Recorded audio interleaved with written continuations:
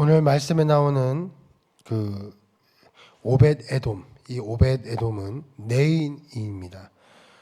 근데 이제 문지기였습니다. 오벳 에돔의 집은 내인으로서 문지기였습니다.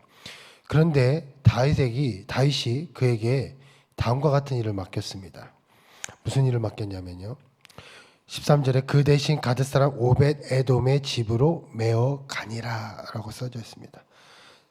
오벳 에돔이라는 문지기 가운데 문지기에게 다윗이 하나님의 언약궤를 옮기게 하셨습니다. 그리고 그 집에 잠깐 있게 했습니다. 근데 제가 이 말씀을 보면서요, 이 오벳 에돔이 얼마나 두려웠을까 이런 생각을 했습니다. 왜냐하면 방금 전까지 오벳 에돔에게는 엄청난 일을 경험했기 때문입니다. 이 앞에 우사가 있었습니다.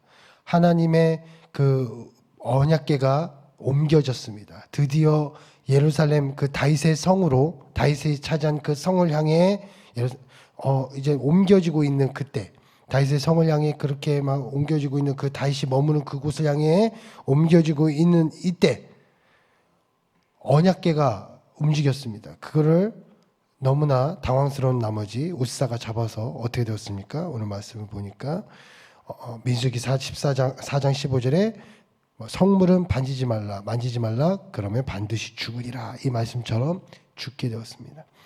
얼마나 이 장면을 봤으니까 이 언약궤가 온다는 것 자체가 얼마나 누구예요? 오벳 에돔에게는 부담스럽겠습니까?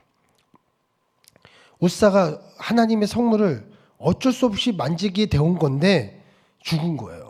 그러니까 이 오벳 에돔에게 다윗이 맡겼을 때 너무나 두려워서 얼마나 피하고 싶었을까라는 그런 묵상을 하게 되었습니다. 자칫하면 자기가 잘못 관리하다가 또 하나님 앞에 우사처럼 될까봐, 또 혹시나 또 다윗에 의해서 어떻게 될까봐, 그러니까 안전한 것을 맡는 것이 아니라 너무나 부담스럽고 힘든 일을 다시 맡게 되어지는 상황이었습니다. 오죽하면요, 다윗이 이렇게 얘기를 해요. 12절에 그날에 다윗이 하나님을 두려워하여 이르되 내가 어떻게 하나님의 궤를 내 곳으로 오게 하려. 그러니까 자기가 있는 곳으로 옮기지 못한 것도 다윗조차도 하나님을 두려워했기 때문에 옮길 수 없는 거예요. 그래서 오벳에돔의 집에 맡겨서 지켜보는 겁니다. 이런 상황에서 자기 집에 온다는 것은 축복 이런 걸 다 떠나서 굉장히 부담스럽고 감당하기 어려운 일이에요. 근데 거부할 수조차도 없습니다. 거부할 수 있는 일이라면 당연히 거부하겠죠. 그런데 오벳에돔은 거부조차도 할 수 없는 거예요. 왜? 다윗이 하라고 하니까, 또 자기는 문지기니까 그냥 해야 되는 거예요. 그러니까 참 하긴 해야 되는데, 내가 오늘 또 우리 누구를 만나야 되는데, 내 또 이런 일이 있는데, 또 이런 내가 피할 수 없는, 정말 그냥 해야 되는 그런 일을 이 오벳에돔이 맡게 된 것이죠. 얼마나 두려웠을까, 걱정됐을까. 근데 이 오벳에돔에게 주시는 하나님의 복은 다음과 같았습니다. 14절에 보니까 하나님의 궤가 오벳에돔의 집에서 그의 가족과 함께 석 달을 있느리나 하나님 여호와께서 오벳에돔의 집과 그의 모든 소유에 복을 내리셨도다. 오벳에돔은 할 수 없는 일을 한 거예요. 그냥 하기 싫어도 해야 되는 거예요. 왜? 피할 수 없는 다윗의 명령이기 때문에 해야 되는 겁니다.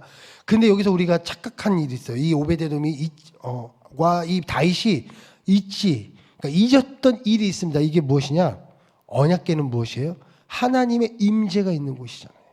하나님의 임재가 함께하는 곳이에요. 하나님의 함께하는 자리라는 겁니다.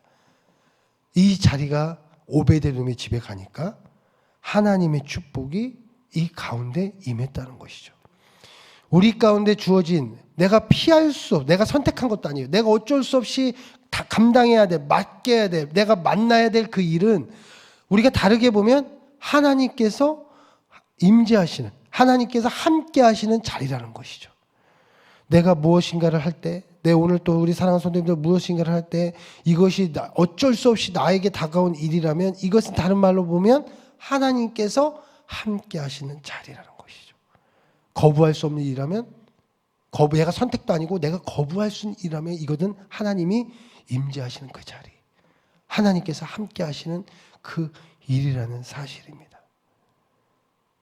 이래서 오벳에돔의 그 집에 이것으로 끝난 것이 아니었어요. 제가 이 말씀을 보니까요, 이 축복이 오늘 마지막에 보면 여호와께서 오베데돔의 집과 그의 모든 소유에 복을 내리셨도다, 이 말씀을 보니까요, 제가 이건 그냥 단순한 복을 내리셨구나 했는데 역대상을 이것저것 말씀을 다 보니까 이 축복이 그냥 축복이 아니더라고요. 어떤 축복이면요, 첫 번째 보니까요, 역대상 26장 8절에 이는 다 오베데돔의 자손이라 그들과 그의 아들들과 그의 형제들은 다 능력이 있어 그 직무를 잘하는 자이니 오베데돔에게서 난 자가 62명이었더라. 4절, 여기 역대상 26장 4절부터 8절까지 보면 8명의 자기 아들들의 이름이 나옵니다. 딸은 이제 성경에 안 써 있으니까 아들들만 이름이 나오잖아요. 이 아들들의 이름이 8명이 나와요. 거기에 자손이 그 손주까지 해서 62명이 그를 통해서 번성이 이루어졌다는 거예요.